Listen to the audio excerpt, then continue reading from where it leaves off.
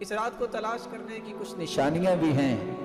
سب سے پہلی نشانی یہ ہے کہ لیلۃ القدر کی رات میں وہ رات بڑی ہی پرسکون ہوتی ہے، اس میں شور و شغف نہیں ہوتا۔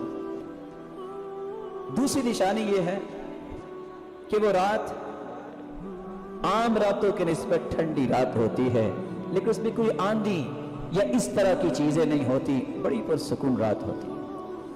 تیسری نشانی اس رات میں روشنیاں ہوتی ہیں، لیکن آج کل کے ماحول میں اس کا اندازہ میں اور آپ نہیں کر سکتے۔ جہاں بلب اور اس طرح کی چیزیں ہیں، وہ جگہ جہاں کوئی بھی لائٹ کا بندوبست نہیں، اس کا نظارہ وہاں کیا جا سکتا ہے۔ اس کی چوتھی نشانی یہ ہے، نہ یہ رات سخت گرمی میں بھی اتنی گرم نہیں ہوتی اور نہ ہی ٹھنڈی ہوتی ہے، طلقہ، بڑی کھلی فضا، جیسے انسان جاتا ہے تو کس طرح محسوس کرتا ہے، اسی طرح اللہ تعالیٰ نے اس رات کو رکھا ہے۔ اس کی پانچویں نشانی یہ ہے، جیسا کہ بعض صحابہ کو خواب میں دکھا دیا گیا، کچھ نیک لوگوں کو اللہ خواب میں دکھا بھی سکتے ہیں کہ فلاں رات یہ لیلۃ القدر کی رات ہے۔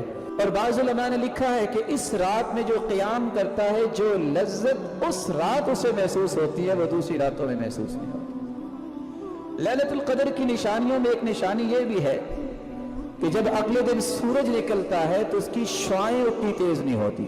اس کی نشانیوں میں ایک نشانی یہ بھی ہے کہ سورج جب دوسرے دن نکلتا ہے، جوبن کے ساتھ سورج نہیں نکلتا، اس کی رنگت سرخ ہوتی ہے اور کمزور وہ جوبن ہوتا ہے۔